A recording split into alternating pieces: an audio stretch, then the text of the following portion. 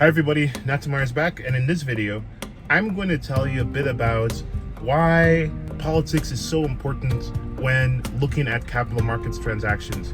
When you understand the underlying philosophy of politicians and of people in power, people in political power, then you can have an understanding of why rules work the way they work and why people have certain incentives when they work on raising money for people.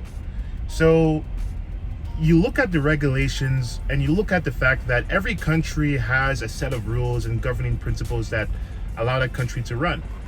And when you look at the Securities and Exchange Commission, that's just one of many government functions. And each politician that gets in power always has their own incentive.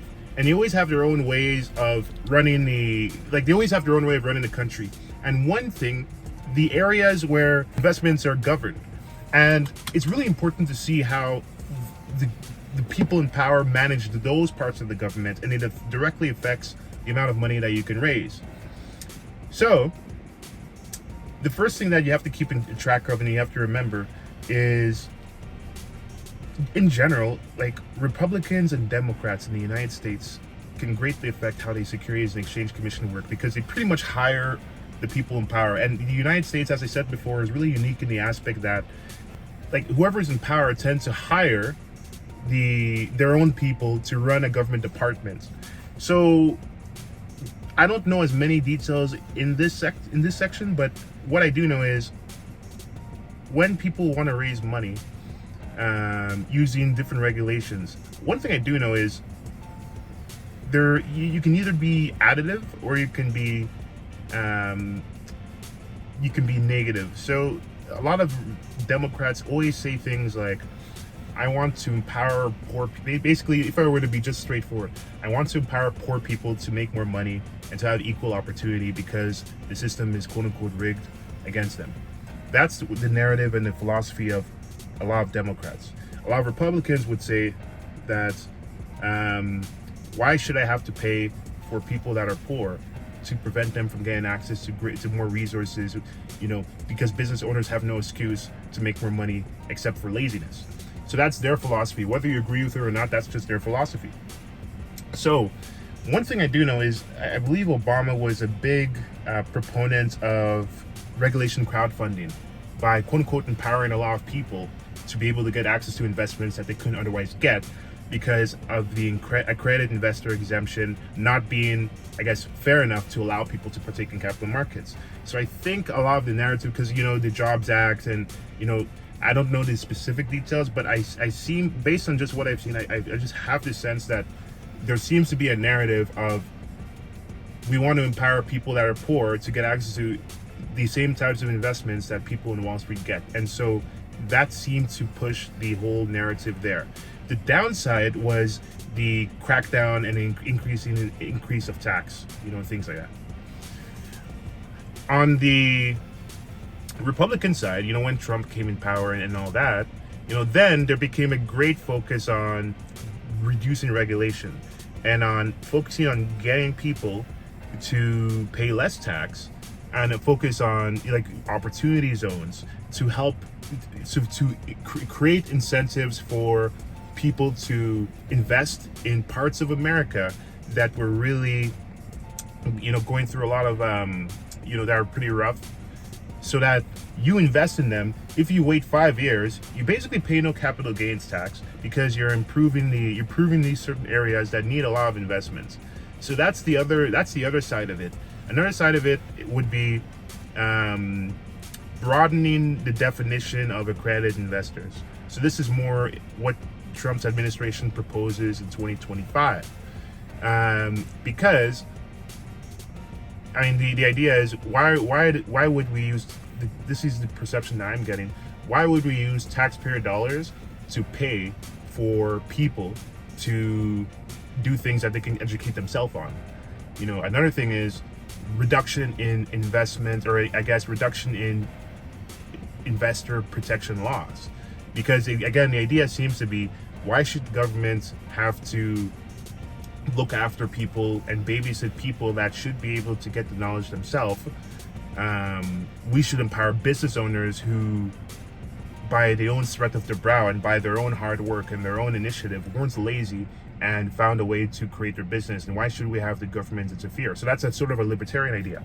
And it seems to manifest in the rules, because I can clearly see that there are rules that are being created to make some of these investors have less protection from the government, but it empowers the businesses to go out and help them, work through less regulation. Another example is making sure that the companies that are raising money are bound by less regulation. So you can have different exemptions to registration. For example, you don't have to register as a broker dealer if you were to get success fees on certain transactions. So basically, you wouldn't be able to get sued if you take a portion of the capital raised without registering in certain conditions. And more of those conditions were being expanded under the Trump administration.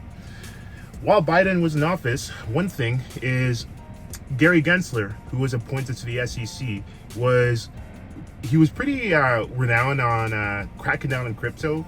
Some of the biggest lawsuits on WeFunder.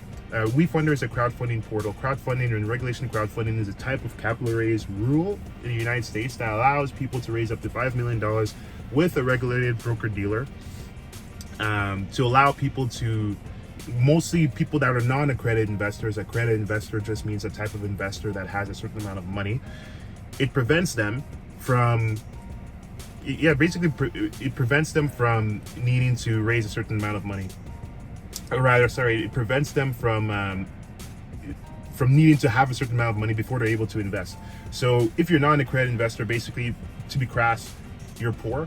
If you are an accredited investor, you're richer, or you're less poor. And so the more poor somebody is, the more they have to lose if they lose all their money on an investment that they're not educated about. The less somebody has to lose, the less likely they are to suffer from making a bad decision on investments. The downside is that you prevent people from getting access to great investments, but the upside is that you're protecting people that are uneducated or less educated and have less resources from losing all their hard-earned money that they don't know how to manage as well as the accredited investors. So that's the narrative. So my point is, the Biden administration, I've seen a lot of crackdown on crypto, crackdown on crowdfunding portals, crackdown on things that were targeting accredited investors, because there seemed to be a crackdown on quote-unquote not only fraud, which was very important, but also a crackdown on things that could lead to people who are less educated and not accredited getting into things that that could hurt them. So more government protection by force. And the downside is it did prevent a lot of companies from being innovative. It did kill a lot of innovation of cryptocurrency in the last 4 years. Chamath Palihapitiya, I can't pronounce his name. He's a billionaire from Ottawa, Canada, who moved over to San Francisco after going to Waterloo. He's part of the All In podcast. He said cryptocurrency is dead in America a few months ago, just because of the crackdown on Coinbase, on Kraken, and all the cryptocurrency exchanges by Gary Gensler and their administration. Jay Clayton was a bit more lenient, who was appointed by Trump. He was a bit more lenient, and he was the chair of the SEC, so the head of the authority that governs investments. So the main point is, what I've seen is the Obama administration seemed to be very kind of like pro the little guy, to get equal opportunity. The Biden administration, when they ran the SEC, when his people ran the SEC, seemed to be more crackdown on fraud to the detriment of companies that just were trying to follow the rules as well. And the Trump administration, seemed to has a focus on just reducing taxes and deregulating things. There's a downside to all of them. The downside to the crowdfunding thing. I mean, crowdfunding never took off. It's kind of a joke compared to Regulation D. And it's an ideal way of seeing the world, but in practice, it's going to take a long time for crowdfunding to be popular and to actually take off. Compared to Regulation D, it's nothing. Regulation D has like trillions of dollars that flow through it, whereas crowdfunding is really like, there are barely any exchanges there are like 2 exchanges that, if you go on Finra.com, or Finra.org, you'll see that there are only a small amount of crowdfunding exchanges. It's still a lot of work to manage, and way less than a broker dealer though, which is good. but barely anything actually can get done through that. It's just a really small drop in the bucket that's almost not even worth doing. The Trump administration, reduce regulation, but then there are more frauds, right? I believe like FTX was launched during while Trump was in power. A lot of frauds and a lot of things can come out when you deregulate things. Although, as business owners may not complain about lower tax. And the Biden administration, just a lot of crackdown on frauds, sure, I guess, but to the detriment of many good businesses that are in power. So while I'd like to make this super political, the reality is sometimes life is not black and white, and sometimes the problem is just bad policy design instead of a bad philosophy on life. Because in each of the two sides, you can see that some people focus on protecting the little guy because they want the little guy to have power, so they make it easier for the little guy to invest.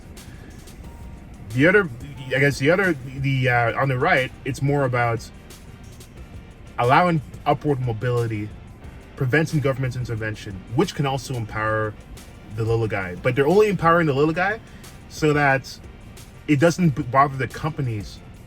So another example before we close this video, landlord friendliness is so much stronger in red states. If you're a red state, you can kick out a tenant much more easy in general. If I were to generalize, you can kick out a tenant in a red state way quicker than you can in a blue state.